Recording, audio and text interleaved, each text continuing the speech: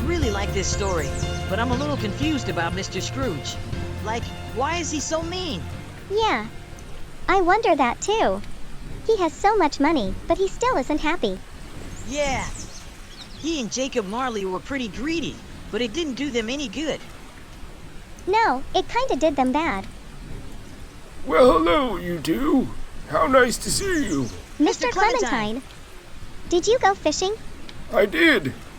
But as you can see, nothing was biting today. I think it's just a little too chilly. That's too bad. Sorry you wasted your time. Sitting and relaxing by the water on a snow-flurry day is never a waste of time.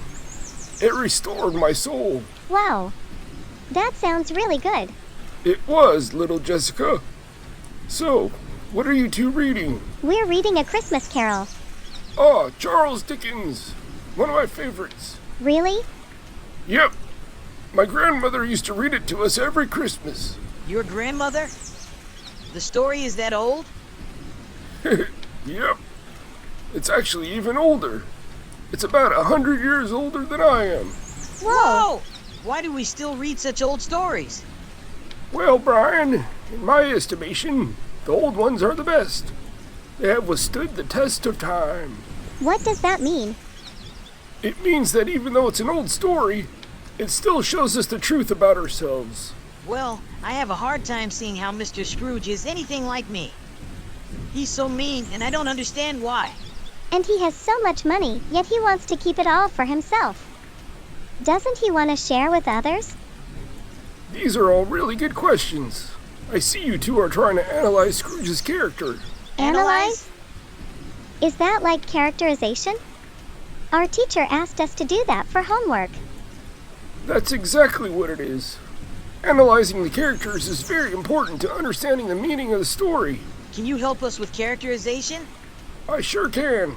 I'll start by explaining the different ways that a reader can analyze a character in any story. Ooh, that sounds really helpful. Okay, I'm going to imagine myself sitting by a cozy fire as I go over this. That sounds a little weird, but okay.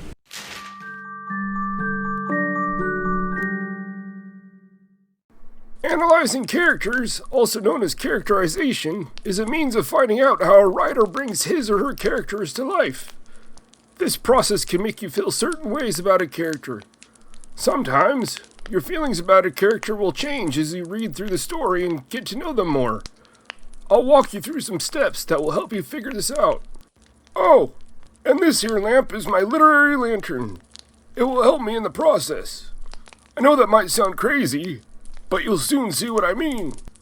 The first thing you want to take note of is a character's physical appearance.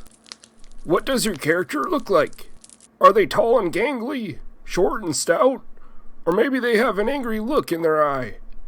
A good description can paint a picture as clear as day.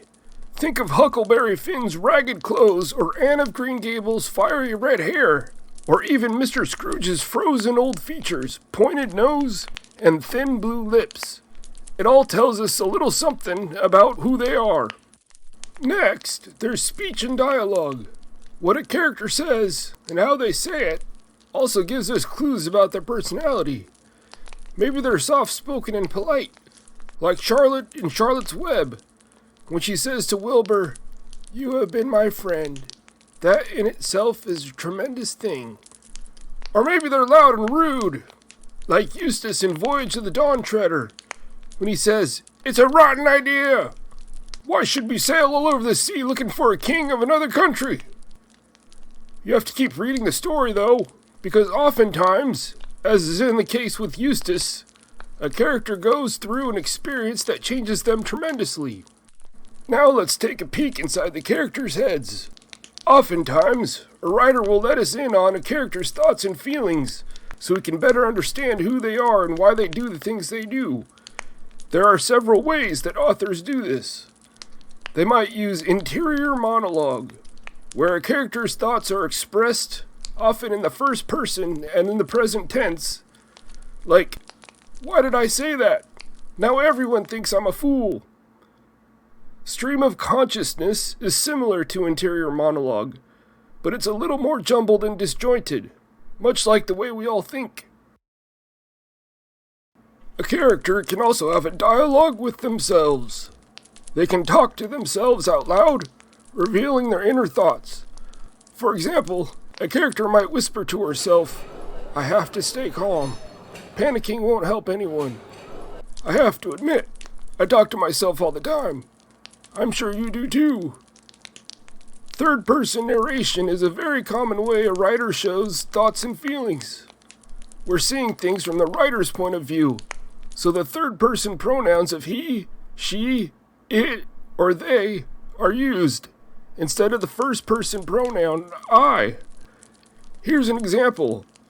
Sarah felt a wave of dread wash over her. What if she failed again? She couldn't bear to disappoint them. The final one I'll mention is when a character shows actions that reflect inner thoughts. Instead of explicitly stating a character's feelings, a writer can show their internal state through behavior or body language.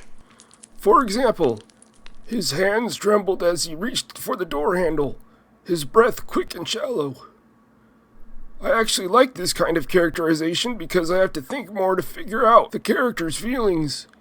Here, it looks like he's anxious about opening the door since he's shaking and breathing fast. It makes me wonder what's on the other side of the door. Then we've got actions. What a character does, how they treat others, how they handle tough situations, that can say more about them than a whole stack of words. So going back to Charlotte, we can see her sacrificial nature when she spends hours weaving the words "terrific" and "some pig" into her web in order to save Wilbur's life, even though she herself is dying. I still get a lump in my throat when I think about it. And don't forget how other characters see them. Reactions from others can show us whether someone's a hero, a villain, or an average Joe like you or me. In A Christmas Carol, you can see that other characters don't like Scrooge at all, simply because they avoid him like the plague. No beggars implored him to bestow a trifle. No children asked him what it was o'clock. No man or woman ever once in all his life inquired the way to such and such a place. Not a nice fellow. But again, you have to keep reading to see if there's a transformation. Now, here's where things get really interesting. Character development. Does your character change over time? Maybe they learn something, grow stronger, or even take a turn for the worse. These are dynamic characters who go through what is called a character arc. They start off one way and end up transformed. They can go from bad to good or good to bad. It just depends on what happens to them and how they react to it. Mostly, we love the bad to good stories. Remember the story of the Grinch who stole Christmas? We all know his heart was 2 sizes too small, but then it grows. This shows that no one is so bad they can't turn things around. It gives us all hope. Last but not least, we've got backstory. What was this character's childhood like? What past events shaped who they are today? A little history can make them feel as real as your next-door neighbor. And sometimes you can feel a lot of sympathy for a character, even if they're grumpy and mean, simply by learning where they came from. You'll see that with Scrooge as well, when you find out more about his tragic and lonely childhood. So there you have it. These are the elements of characterization that should help you analyze characters so you understand them, and the entire story for that matter, much better.